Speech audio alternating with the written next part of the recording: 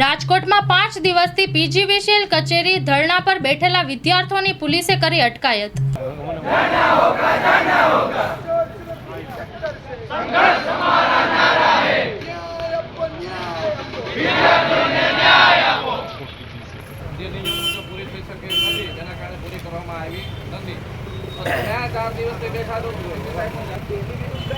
कोई गैरकायदेसर कायदा मुजब रजूआत करो। आ तमने सूचना है, मारो अमर का नहीं है, बराबर है। ना તમે મળવા તમે મળવા કે તમને રાજ્ય જવાબ ન મળે સાહેબ અમારો સાંભળવા તૈયાર નથી। આ સરકારને જે કરવું હોય છૂટ છે, જે કરવું હોય બરાબર છે। અમે દીવાના નથી। આપને વિદ્યાર્થી જો કહી દઉં છું આ ગેરકાયદેસર છે, ગુનો દાખલ થશે। તમારી નિવડાવતા નથી ભાઈ, ભરી લ્યો તમે તમારા વિદ્યાર્થીઓને જાવું છે। અમે બેટા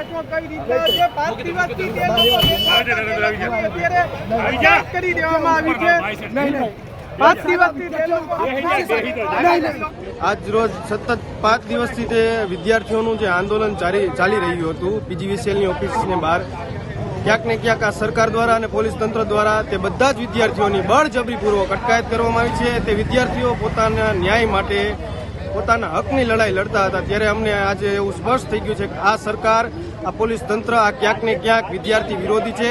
ફક્ત ને ફક્ત વિદ્યાર્થીઓને કેમ દબાવવા, વિદ્યાર્થીઓને કેમ અન્યાય કરવો, માત્ર એક જ કામ આ સરકારનું રહી ગયું છે। આ સરકાર યુવાઓ વિરોધી સરકાર છે, વિદ્યાર્થી વિરોધી સરકાર છે અને આજે બળજબરીપૂર્વક સરકાર દ્વારા વિદ્યાર્થીઓની અટકાયત કરવામાં આવી છે। ત્યારે અમને એવું સ્પષ્ટ લાગી રહ્યું છે કે આ સરકાર વિદ્યાર્થીઓને અન્યાય કરવા જ માટે।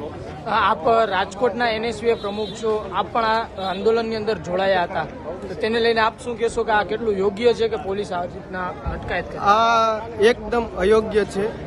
ક્યાંક ને ક્યાંક આ સરકારનું એક જ એવું વસ્તુ રહી ગયું છે, ક્યાં પેપર કાંડ કરવા, ક્યાં સેટિંગો કરવા। એકમાત્ર આ સરકારનું એક જ લક્ષ્ય છે કે વિદ્યાર્થીઓને કેમ અન્યાય કરવો। આ સરકાર વિદ્યાર્થી હિતમાં ક્યારેય વિચારતી છે ને, અને અમને એવું લાગે છે કે ક્યારેય વિચારવાની પણ નથી। વિદ્યાર્થીઓને કેમ અન્યાય કરવો તે જ સરકારની અત્યારે રણનીતિ ચાલે છે।